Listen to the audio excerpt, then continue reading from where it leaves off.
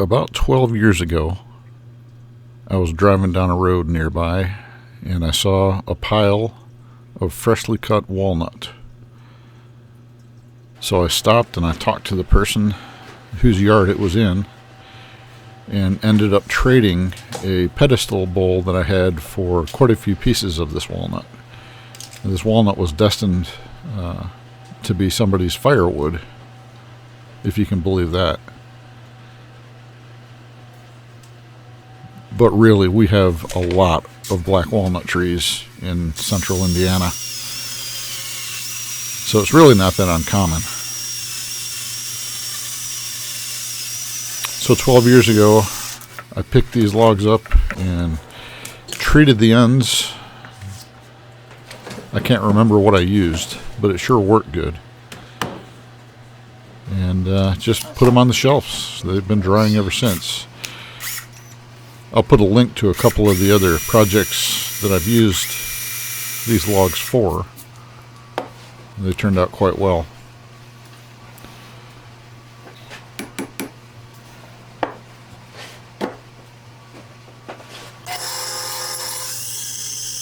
That dowel that I inserted was the center guide for this circle cutting jig. It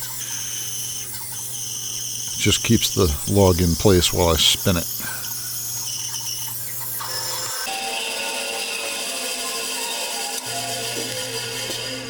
And I end up with a nice round bowl blank. Keeps the lathe from wobbling all over the place when I put a more balanced piece on. That's the biggest reason that I use that circle cutting jig.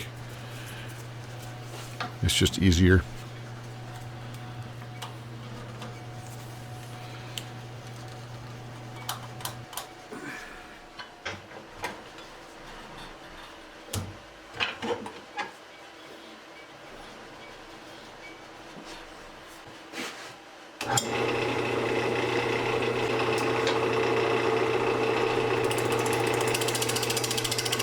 Even using that circle cutting jig, just because of the shape of the log, it's a little bit off balance.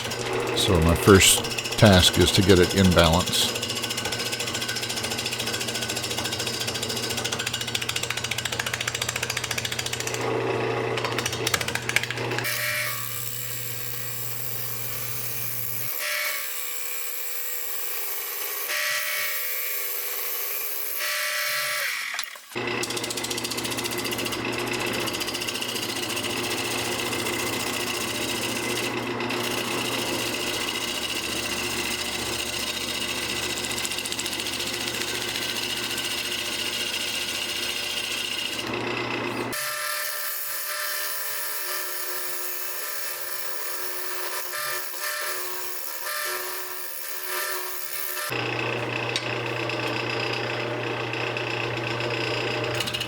Once I have it round, I start working on the bottom of the bowl. Got to get it nice and flat while leaving some of the bark on. And once it's flat, I'll put the mortise in.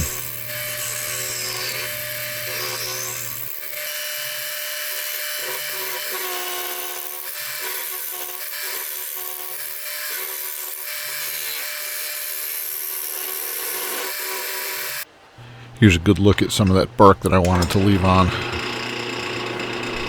I want to end up with as much of that as possible. I know some of that's going to go away still, but that gave you a good idea of what I was going after anyways.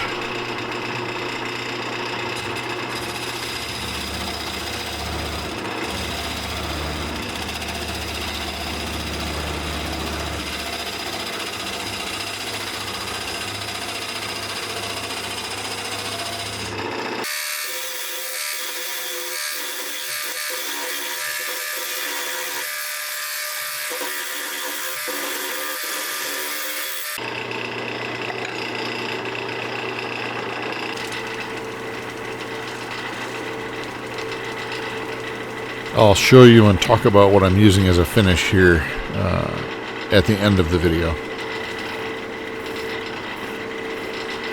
It's a really good product. One that I like a lot. I'm not sponsored by, I'm not affiliated with, but I have been contacted by the owner and inventor of the product, and I'm very impressed with it. And he's made a very kind offer that I'll share with you.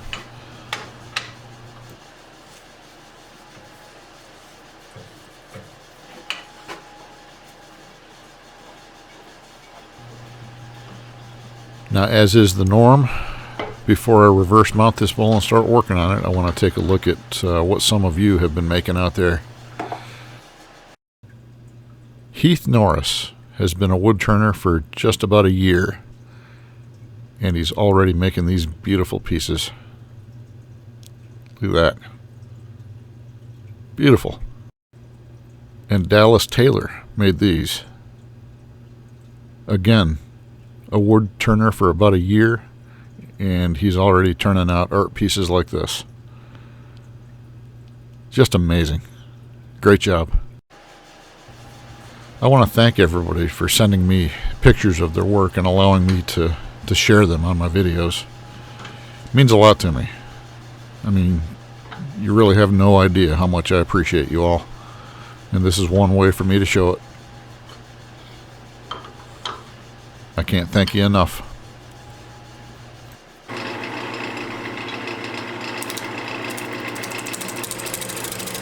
So what I'm doing here is I'm trying to establish a solid rim of bark on this bowl. So I'm just going straight in with a parting tool, and I'm hoping that that's going to preserve that bark on the rim as much as possible. And then I went in towards the center a little bit as well. So I've got about a 1/2 inch right there. And the intent was to keep my bowl gouge away from the edge.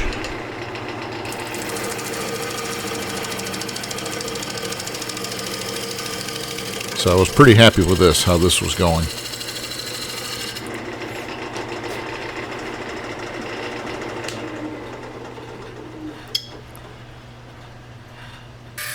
You can see there the bark around the rim was looking really good, really solid. Pretty stable. There was one little piece that was a little jagged and separated, so I had super glued that, and it was holding nicely.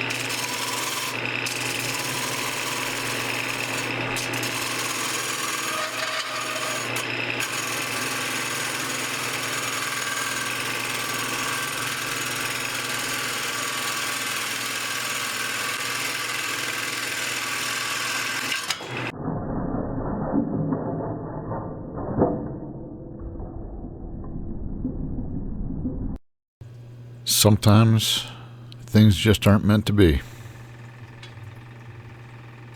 And that bark around the rim, well, it just wasn't meant to be.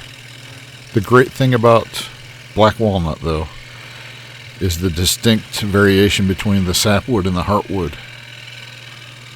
So that live edge is still going to look good after I remove all that bark. So it was a little discouraging, I'll be honest with you.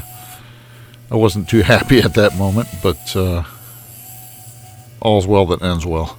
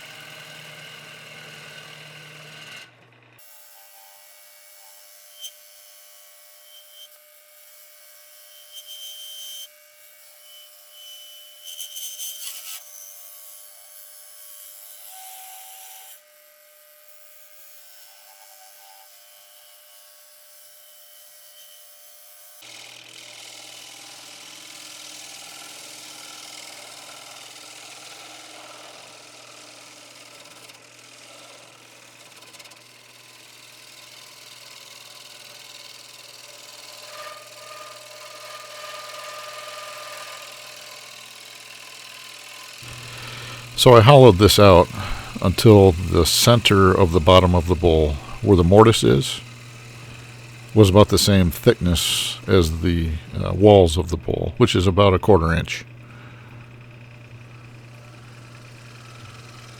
Not super thin, but fairly decent. And then I took the negative rake scraper to it to smooth it out.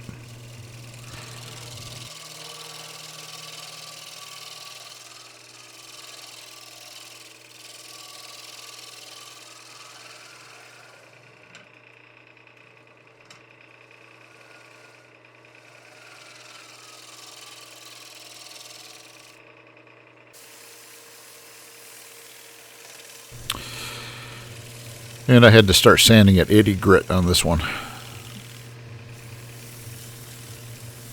And I just sanded up to 220.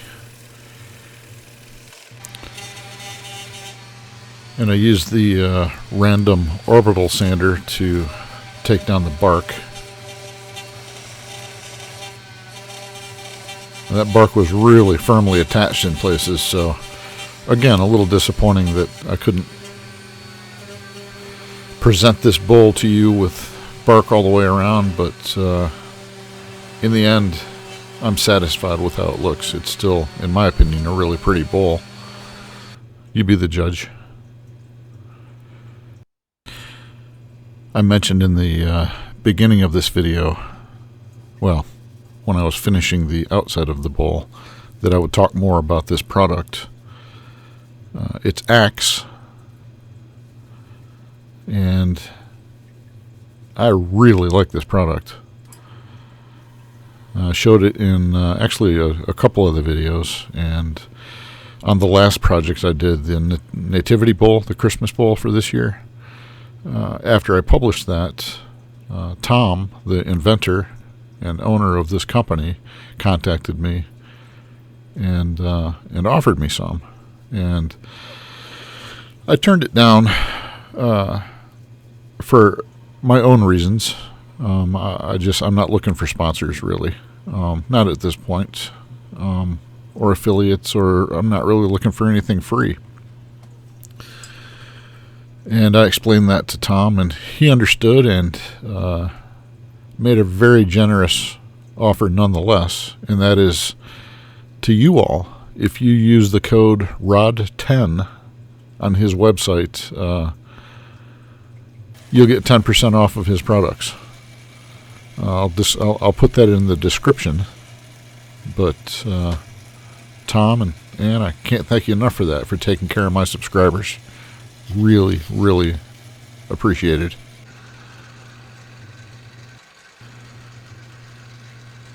Well, let me know what you think. I'm thinking the rim of this bowl is actually quite beautiful with all the different colors going on. So the bark coming off was a blessing in disguise. I'll take it. Oh, and I got a new camera. I used it for this entire video and these stills. Let me know what you think of that, if it made a difference. Thanks for watching. I really appreciate it. Semper Fi.